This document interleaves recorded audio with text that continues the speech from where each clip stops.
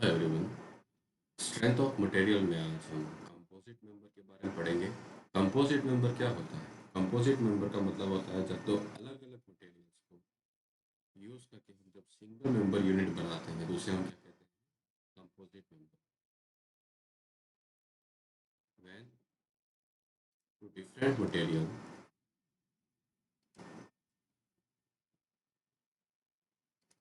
Are used to make a single unit member,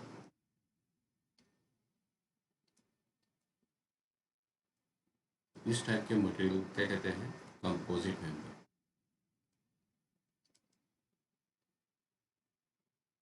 composite member को use क्यों करते हैं? ताकि उस मेंबर की क्या है, एफिशिएंसी इंक्रीज हो जाए। ओके, जैसे कि हम कोई एक्सियल मेंबर हम डिज़ाइन कर रहे हैं, एक्सियल मेंबर हमें प्रोवाइड कराना है, तो हमारा क्या है, जैसे एक पाइप है, राइट। इस पाइप का आउटर मटेरियल जो है वो किसका बना हुआ है? स्टील का बना हुआ है। ओके, और जो इनर वन है ये किसका बना हुआ है? माना कि ये इनर मटेरियल जो है वो एल्यूमिनियम का बना हुआ है।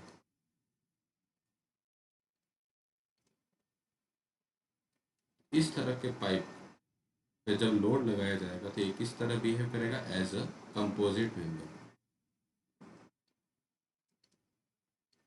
मतलब हम माना कि यहाँ पे ये दो प्लेट्स हैं, इसके बीच में इस पाइप को पुट किया,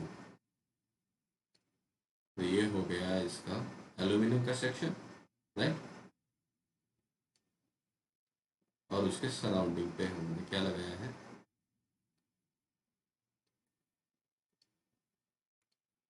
स्टील का सेक्शन, राइट। तो ये हमारा स्टील का मेंबर हो गया।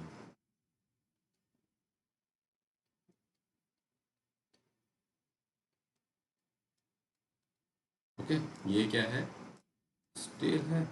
और इसका इनर पोर्शन जो है वो क्या है? ये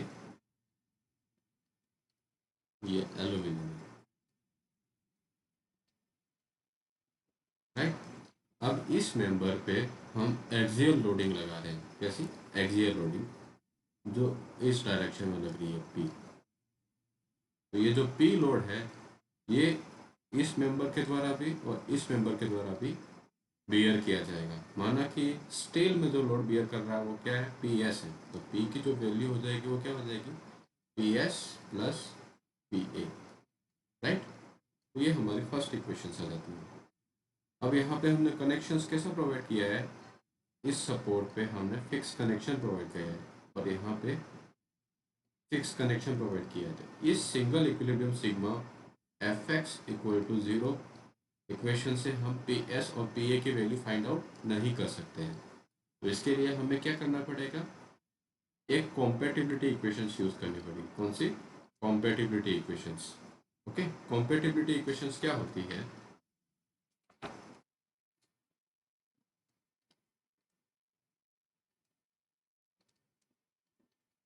कॉम्पेटिबिलिटी इक्वेशंस, जब हमारा स्ट्रक्चर कैसा होता है? इनडिटर्मिनेट होता है,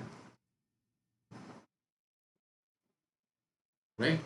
इस इनडिटर्मिनेट स्ट्रक्चर को हम इक्विलिब्रियम इक्वेशंस को यूज करके सॉल्व नहीं कर सकते हैं, क्योंकि इसमें जो रिडंडेंसी होती है वो इक्विलिब्रियम इक्वेशन से, नंबर ऑफ इक्विलिब्रियम इक्वेशन से क्या होती है? ज़्यादा रहती है, राइट।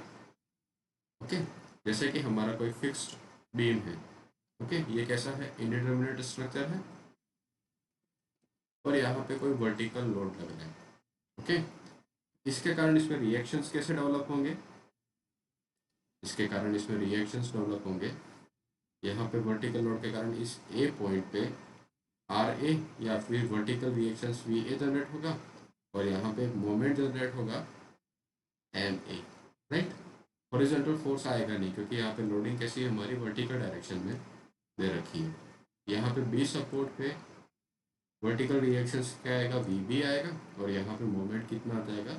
M B, right. अब रिएक्शंस और मोमेंट के हिसाब से अगर इक्विलिब्रियम इक्वेशन हमारे पास कौन सी होगी, sigma F Y equal to zero और sigma F X equal to zero. इस इक्वेशन को हम यूज़ नहीं करेंगे क्योंकि हमारे पास हॉरिजॉन्टल डायरेक्शन में कोई भी लोडिंग नहीं है, तो ये वैलिड इक्वेशंस नहीं कहलाएगी। तो दूसरी इक्वेशंस क्या होगी, moment about Z axis equal to zero, right. इन दोनों इक्वेशंस हमारे पास नंबर ऑफ इक्विलिब्रियम इक्वेशंस कितनी है, दो है, और रिडंडेंट कितने हैं, एक दो, एक दो तीन चार, राइट। तो नंबर ऑफ रिडंडेंट कितने हैं हमारे पास, चार है, राइट। ओके, तो इसकी इनडिटर्मिनेंसी कितनी आ जाएगी,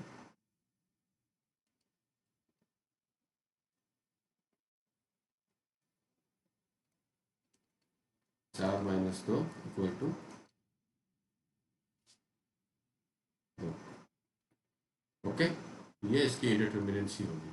मतलब आप इक्विलिब्रियम इक्वेशंस को यूज़ करके किसी भी दो अननोन पैरामीटर की वैल्यू फाइंड आउट कर सकते हैं।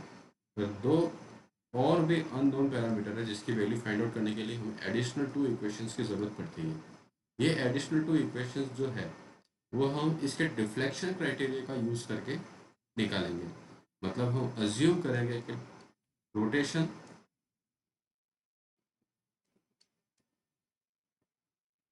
एट ए इक्वल टू क्या हो जाएगा, ज़ीरो, राइट। दूसरा rotation at B equal to क्या हो जाएगा, ज़ीरो। इससे हम इक्वेशंस बना के इस मेंबर को सॉल्व करेंगे, या फिर हम बोलेंगे कि deflection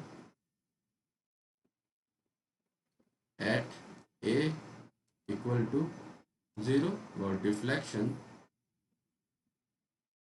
at B equal to zero. इन कंडीशंस को यूज़ करके हम इन कंडीशंस को यूज़ करके जो हम इक्वेशंस बनाते हैं उसे को क्या कहते हैं, कॉम्पैटिबिलिटी इक्वेशंस।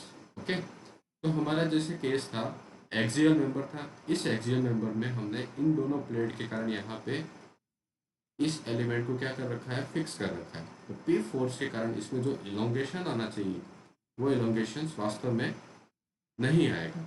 ओके, तो हम मानेंगे या फिर जो इलोंगेशन होगा वो दोनों में कितना होगा, बराबर होगा। मतलब delta in one is equal to what, delta in two, right. तो ये हमारी इस केस में कॉम्पेटिबिलिटी इक्वेशंस हो जाएगी। पहले इक्वेशन तो हमारी ये रही, राइट। सेकंड इक्वेशन आ जाएगी, इस पी फोर्स के कारण इस मेंबर में जो डिफ्लेक्शन होगा वो क्या होगा, यूनिफॉर्म होगा। मतलब इसका जो डेल्टा वन डिफ्लेक्शन है वो इसके डेल्टा टू डिफ्लेक्शन के बराबर होगा, क्योंकि प्लेट कैसी है, फिक्स है। इलोंगेट करेगी तो दोनों को बराबर करेगी, राइट। ऐसा तो है नहीं कि एल्यूमिनियम की प्लेट को ज़्यादा खींचेगी, इलोंगेट करेंगे, और स्टील की प्लेट को कम इलोंगेट करेंगे, तो फिर यहाँ पे ये कनेक्शन क्या हो जाएगा, लूज हो जाएगा और कनेक्टेड मेंबर नहीं कहलाएगा। तो कंपोजिट मेंबर के कारण इसमें जो डिफॉर्मेशंस होंगे वो क्या होंगे, बराबर होंगी, राइट। तो delta one is equal to क्या हो जाएगा हमारे पास, डेल्टा टू। ये इस केस में डिफ्लेक्शन की एक कंडीशन यूज़ की, जहाँ पे हमने क्या बोला, यहाँ पे डिफ्लेक्शन की कंडीशंस क्या थी, डिफ्लेक्शन जीरो है। यहाँ पे क्या है, डिफ्लेक्शंस में दोनों का जो एलोंगेशन है वो क्या है, बराबर है। तो यहाँ पे हमने कॉम्पेटिबिलिटी इक्वेशन यूज़ की है।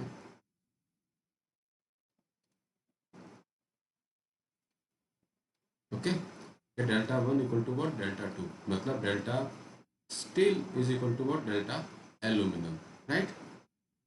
अब यहाँ पे हम अज्यूम करके चलते हैं कि एल्यूमिनियम का जो एरिया है वो ए है और इसके मॉडल ऑफ इलास्टिसिटी ई ए है। ओके, स्टील का जो एरिया है वो मैंने ए एस मान लिया और इसकी मॉडल ऑफ इलास्टिसिटी क्या हो जाएगी, ई एस हो जाएगी। तो यहाँ पे फॉर्मूला क्या बनेगा, पी एस इंटू लेंथ तो दोनों के बराबर ही है, divided by A S into E S, right. P A into length दोनों के बराबर ही है, डिवाइडेड बाय ए इंटू ई ए। ये हमारे पास सेकेंड इक्वेशन आ गई। ओके, इससे हम पी एस की वैल्यू पी ए की फॉर्म में फाइंड आउट कर सकते हैं। Okay, P S equals to क्या हो जाएगा, एल से एल हमारा क्या हो जाएगा, कैंसिल हो जाएगा। पी एस इक्वल टू क्या हो जाएगा, P A into A S E S divided by A into E A. Okay, ये हमारी तीसरी इक्वेशन होगी। इस इक्वेशन को हम फर्स्ट इक्वेशन में पुट कर देते हैं। फर्स्ट इक्वेशन हमारी क्या था, P S plus P A is equal to what, P, right. अब यहाँ पे पी एस की वैल्यू हम पुट कर देते हैं, तो पी एस की वैल्यू हम पुट कर देते तो वो कितनी है, P A into A S E S divided by A E A, okay, into P A equal to what, P. यहाँ पे हमने क्या किया, पी ए को कॉमन ले लेंगे। ओके, पी ए को कॉमन ले लेंगे तो क्या आएगा, A S E S upon A E A plus one equal to what, P. यहाँ से हमारे पास पी ए की वैल्यू क्या आ जाएगी, P into A into E A divided by, यहाँ पे आ जाएगा ए एस ई एस प्लस ए ई ए, राइट। तो ये हमारा पी मेंबर में फोर्स आ गया। सिमिलरली पी एस की वैल्यू कितनी आ जाएगी, P into A S E S divided by what, A S E S plus A into E A. Okay, ये हमारे पास स्टील में फोर्स की वैल्यू आ गई। इससे हम इंडिविजुअल मेंबर्स में कितना स्ट्रेसेस या फोर्स होगा उसकी वैल्यू फाइंड आउट कर लेंगे। अगर हमारे पास पी एस और पी ए की वैल्यू आ गई, इससे हम ये भी निकाल सकते हैं कि इसमें सिग्मा की वैल्यू कितनी आएगी, sigma equal to P A upon A. Okay, ये सिग्मा इन स्टील आ जाएगा और sigma in sigma in aluminium कितना आ जाएगा, stresses in aluminium, load in aluminium divided by उसका क्रॉस सेक्शन एरिया, जो कि कितना है, एल्यूमिनियम का एरिया ए है, राइट। और स्टील में क्या आ जाएगा, P sigma S equals to P S upon A S. Okay, तो इस तरह से हम कंपोजिट मेंबर को सॉल्व करते हैं, राइट। अगर हम जनरल इक्वेशंस, आप इन दोनों फॉर्मूले से देख सकते हैं कि अगर हमारे पास यहाँ पे कंपोजिट मेंबर कितने थे, 1 और 2 था, इसकी जगह पे अगर हमारे n नंबर ऑफ, मतलब 3 कंपोजिट मेंबर होते तो ये रिलेशंस कैसे आता है, तो P1 इज इक्वल टू क्या आता है, P into A1 E1 divided by sigma AI EI। हम यहाँ पे यही कर रहे हैं ना, फर्स्ट मेंबर मतलब यहाँ पे ए एलिमेंट जो है, जैसे हमारा ये फर्स्ट एलिमेंट है, इसके साथ हमने सेकंड एलिमेंट को कनेक्ट किया है और इसके साथ हमने थर्ड एलिमेंट को कनेक्ट किया है, और यहाँ पे प्लेट्स लगाइए और यहाँ पे क्या कर रहे हैं, लोड लगा रहे हैं पी का। ओके, इस तरह से तब इस लोड में हमारे पास कितने मेंबर है, 3 मेंबर है। इससे n नंबर ऑफ मेंबर्स हो सकते हैं। ओके, तो इसके लिए हम इंडिविजुअल में कितना लोड आएगा वो फाइंड आउट करना है, तो क्या करेंगे, इस फॉर्मूले का यूज़ करेंगे। ओके, P1 फाइंड आउट करना है तो P into A1 E1 divided by sigma AI into EI। अब यहाँ पे सिग्मा में 1 इन सबको ऐड करते जाएंगे, मतलब इसकी वैल्यू क्या आ जाएगी, A1 E1 plus A2 E2 plus A3 E3। यहाँ पे 3 मेंबर होती है, बाकी AN प्लस EN तक चलेगा। ओके, अगर हमें सिमिलरली P2 की वैल्यू निकालनी है तो P into A2 E2 divided by what, sigma AI EN। Okay, इससे हम इंडिविजुअल मेंबर में लोड की वैल्यू या कितना लोड वो बियर करेगा वो फाइंड आउट कर सकते हैं। ओके, तो ये हो गया हमारा composite member. Okay, compatibility equations क्या होती थी,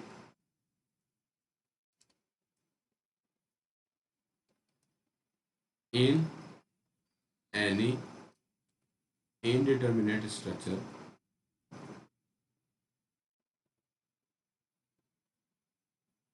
in any indeterminate structure by using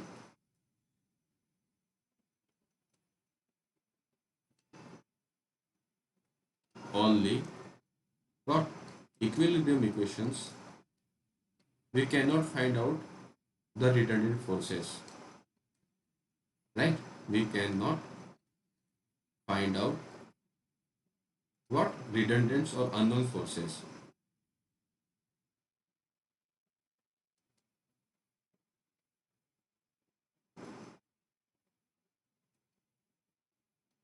Right? So to solve this structure, we use what? Their deflection criteria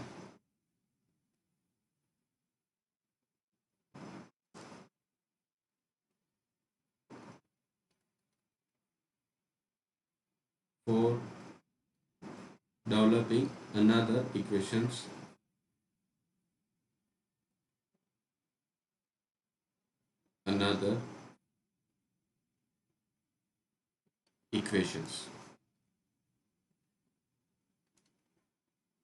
to solve. Okay, and these equations are known as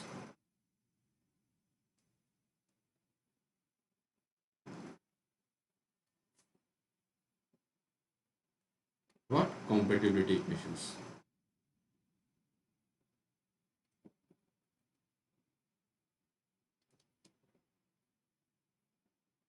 okay, मतलब deflections के criteria को use करके जब हम कुछ नई equations बनाते हैं, इक्विलिब्रियम इक्वेशंस को छोड़ के, ओके, इक्विलिब्रियम इक्वेशंस हमारे sigma F X equal to zero, sigma F Y equal to zero, sigma M Z equal to zero, ये 2D में तीन इक्वेशंस को छोड़ के हमें एडिशनल इक्वेशंस की रिक्वायरमेंट होगी अननोन फोर्सेस को फाइंड आउट करने के लिए। तो वो कैसे फाइंड आउट करेंगे? हम उस मेंबर में रिफ्लेक्शंस की जो कंडीशन है एट सपोर्ट, ओके, उनको कंसीडर करके हम एडिशनल इक्वेशंस बनाएंगे और इन्हें सोल्व करके हम पूरे स्ट्रक्चर के सारे अननोन फोर्सेस को फाइंड आउट करेंगे। इन एडिशनल इक्वेशंस को हम क्या कहते हैं? इन ही एडिशनल इक्वेशंस को हम क्या कहते हैं? कंपैटिबिलिटी इक्वेशंस कहते हैं। ओके, ठीक है, ये हो गया हमारा कंपैटिबिलिटी इक्वेशंस। अब हम पढ़ते हैं व्हाट थर्मल स्ट्रेसेस।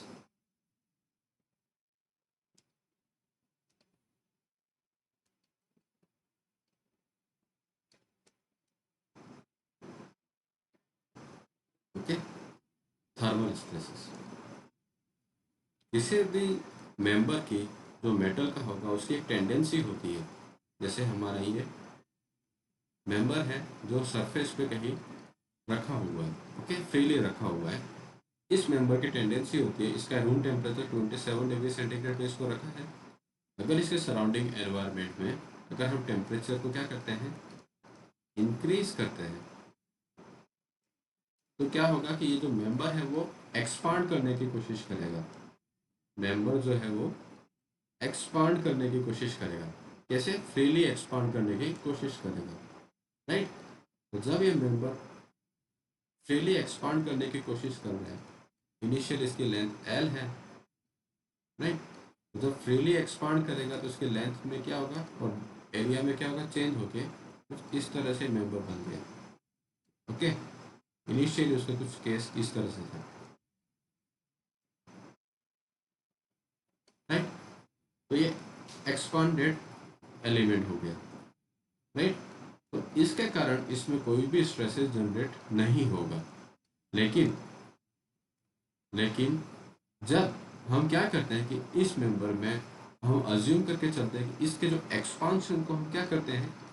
रिस्ट्रेन करते हैं, रोकने की कोशिश करते हैं। ओके, ये हम टेम्परेचर तो इंक्रीज कर रहे हैं पर उसके करस्पॉन्डिंग इस पे जो एक्सपांशन होना था, इस एक्सपांशन को हम क्या कर रहे हैं? रिस्ट्रेन कर रहे हैं। मतलब इस एक्सपांशन को वापस कंप्रेस करके हम इसकी ओरिजिनल पोजीशन को मेंटेन करने की कोशिश कर रहे हैं। तो इसमें क्या होगा? थर्मल स्ट्रेसेस डेवलप होंगे। ओके, आई होप आपको थर्मल स्ट्रेसेस कैसे डेवलप होते हैं पता चल गया होगा। तो जब हम अज्यूम करते हैं कि इस एलिमेंट में जो एक्सपांशन है वो कैसे है? लीनियर है। ओके, लीनियर एक्सपांशन के कारण इस एलिमेंट में डेल्टा टी टेम्परेचर इंक्रीज करने या डिक्रीज करने से, change in temperature delta T होने से, ठीक है ना, इंक्रीज करेंगे तो इसमें कुछ इस तरह से एक्सपांशन होगा, और डिक्रीज करेंगे तो इसमें कुछ रिडक्शन होगा और कॉन्ट्रैक्शन होगा, राइट, ओरिजिनल पोजीशन से, राइट। तो इसके कारण इसकी चेंज इन लेंथ कितनी आती है, डेल्टा एल की वैल्यू होती है L into alpha delta T. ये रिलेशन आपको याद करना है, ओके। यहाँ पे अल्फा क्या है, coefficient of thermal expansion, okay. Alpha क्या है, coefficient of thermal expansion. L क्या है, initial length of member, initial length of member. और डेल्टा टी क्या है, change in temperature, okay, change in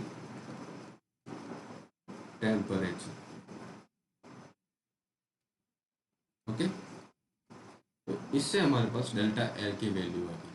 अब हम क्या करते हैं, इस डेल्टा एल के एक्सपांशन से इस मेंबर में कोई भी नो स्ट्रेसेस, ओके, जब तक आप इसकी लीनियर डायमेंशन को रिस्ट्रेन नहीं करते। अब हमने क्या किया कि इस एलिमेंट को हमने अज्यूम करके चले कि इसका जो एक्सपांशन है वो कैसा है, लीनियर है, और हमने यहाँ पे इसको रिस्ट्रेन कर रखा है, ओके। यहाँ पे हमने इसको रिस्ट्रेन मतलब फिक्स कर रखा है। अब यहाँ पे टेम्परेचर इंक्रीज करने से इस डायमेंशन में तो इसका एक्सपांशन नहीं होगा, ओके। तो क्या है, अब हमने यहाँ पे डेल्टा टी टेम्परेचर को क्या किया, इंक्रीज किया, ओके। तो डेल्टा टी टेम्परेचर इंक्रीज करने से वास्तव में क्या होगा, अगर ये रिस्ट्रेन नहीं कर रखा होगा तो ये इस तरह से यहाँ पे इतना डेल्टा एल का एक्सपांशन करेगा, राइट। पर रिस्ट्रेन करने के कारण क्या है कि इतना जो एक्सपांशन हुआ है ये वापस कॉन्ट्रैक्ट करके हम इसको इस ओरिजिनल पोजीशन पे ले आते हैं। तो डेल्टा एल का कॉन्ट्रैक्टिव फोर्स इस पे लग रहा है, कंप्रेसिव फोर्स, ओके। ये कंप्रेसिव फोर्स जो जनरेट हुआ है वो क्या करेगा, इस एक्सपांशन को वापस कॉन्ट्रैक्ट करके इसकी ओरिजिनल पोजीशन पे ले आए ले आएगा, ओके। तो इस कंप्रेसिव फोर्सेस के कारण इसमें स्ट्रेन कितना आया, स्ट्रेन की वैल्यू क्या होती है, delta L divided by L. इसकी वैल्यू कितनी आ जाएगी, thermal strain delta L divided by delta L की वैल्यू हमने कितनी फ्रीली एक्सपांड करेगा, कितनी होगी, L into alpha delta T, right. तो वो यहाँ पुट कर देते हैं, L into alpha delta T divided by L. L से एल कैंसिल आउट हो गया, अल्फा इंटू डेल्टा टी। तो ये हमारे पास थर्मल स्ट्रेन आ गया। स्ट्रेस, थर्मल स्ट्रेस की वैल्यू क्या हो जाएगी, E into epsilon T, right. Hooke's law हम लगाते हैं यहाँ पे, E into epsilon T. E into strain कितना आया है, इंटू अल्फा डेल्टा टी। तो ये हमारे पास क्या हो जाएंगे, thermal stress, okay. I hope यहाँ पे आपको समझ में आ गया होगा, ओके।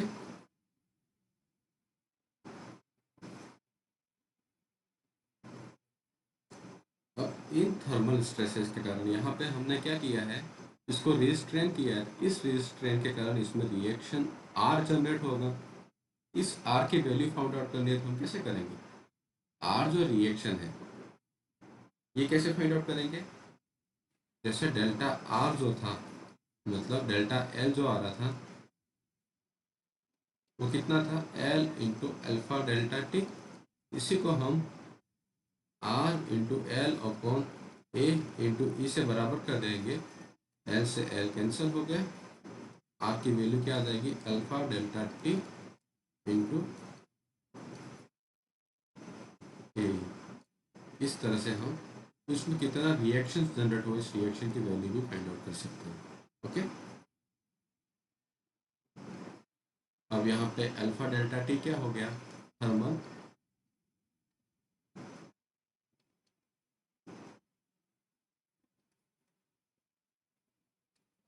ओके। और ए को हम क्या कहते हैं, एक्सियल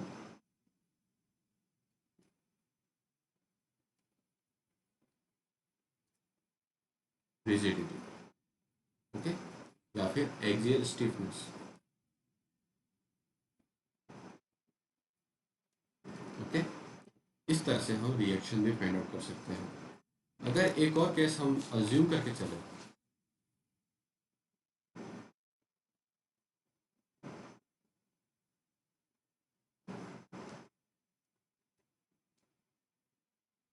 कि माना कि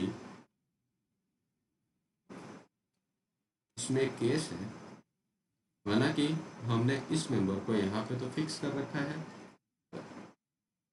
ओके, इसकी लेंथ L है, और दूसरा सपोर्ट जो हमने प्रोवाइड कराया कुछ इसने डेल्टा L डिस्टेंस के बाद प्रोवाइड कराया, ठीक है, डेल्टा, ओके। एक सपोर्ट हमने यहाँ पे प्रोवाइड किया है, मतलब इसका जो फ्रीली एक्सपांशन था, इस मेंबर का फ्री एक्सपांशन था वो कुछ इतना था, पर हमने फोर्स लगा के, कंप्रेसिव फोर्स लगा के उसको इस पोजीशन तक ले आए, मतलब इसमें डेल्टा L तक अभी भी एक्सपांशन हुआ है, मतलब स्ट्रेसेस थोड़े से जो थे वो क्या होंगे, रिलीफ होंगे, ओके। ये हम अज्यूम करके चलते हैं, ये इसमें टोटल एलोंगेशन है कितना, डेल्टा L का, ओके। पर हमने जो सपोर्ट प्रोवाइड किया है वो डेल्टा के रिलैक्सेशन के बाद प्रोवाइड किया है, ओके। इसमें डेल्टा T का टेम्परेचर हम चेंज करते हैं, उसके कारण इसमें स्ट्रेसेस कितने प्रोड्यूस होंगे वो हमें फाइंड आउट करना है, ओके। तो इनिशियल फ्री एक्सपांशन कितना है,